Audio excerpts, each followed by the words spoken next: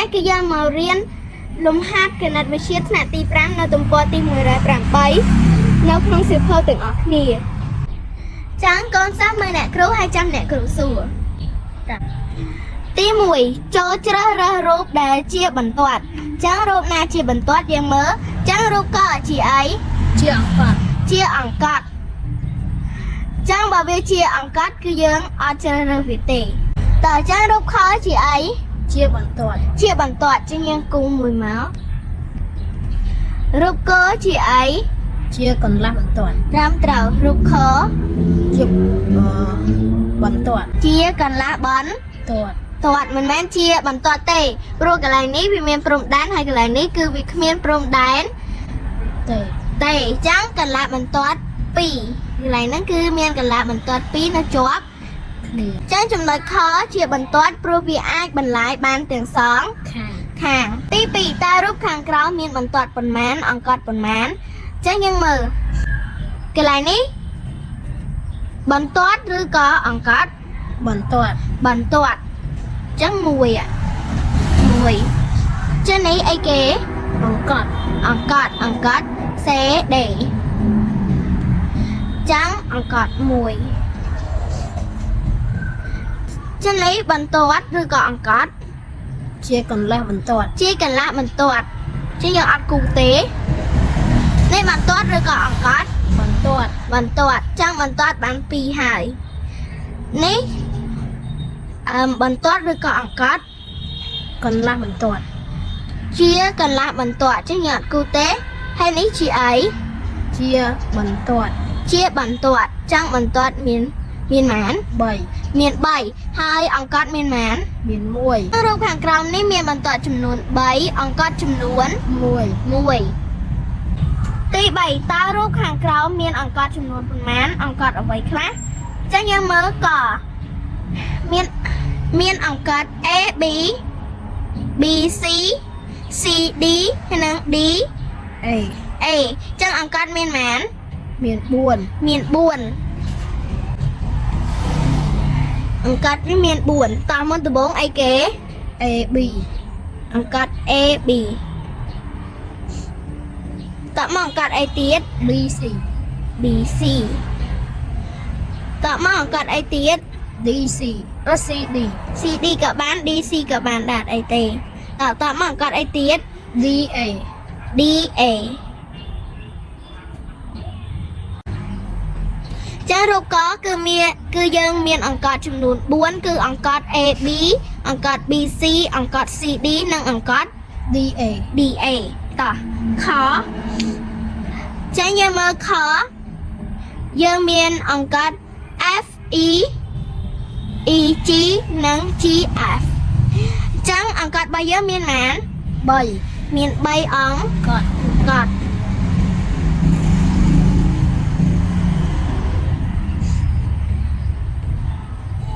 3អង្កត់មានអង្កត់អីខ្លះ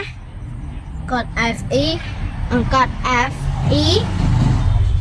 អង្កត់អីទៀត E G អង្កត់ E G និងអង្កត់ G F តោះយើងមើលកគឺយើងមានអង្កត់ X I K J X K I J ចឹងមានម៉ានមាន6ចឹង6អី6អង្កត់មាន6អង្កត់មានអង្កត់អីខ្លះអង្កត់ X I អង្កត់ X I អង្កត់ I K អង្កត់ K J អង្កត់ J X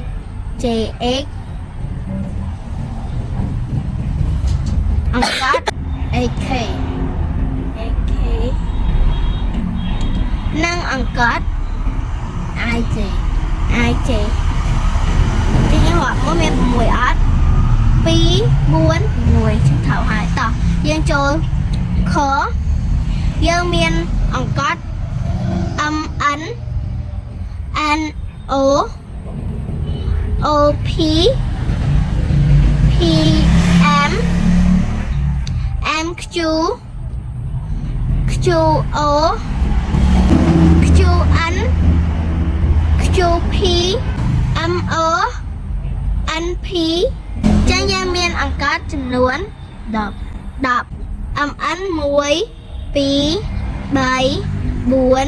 5 6 7 8 9 10 មាន10ចឹងយើងមាន10អង្គត់មានអង្កត់អីខ្លះ MN MN អង្កត់ NO NO អង្កត់ OP OP អង្កត់ PM PM អង្កត់ MO MO អង្កត់ QP QP អង្កត់ MQ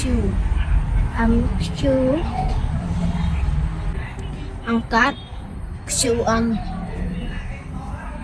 QN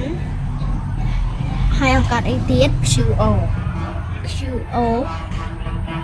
និងអង្កត់ NP NP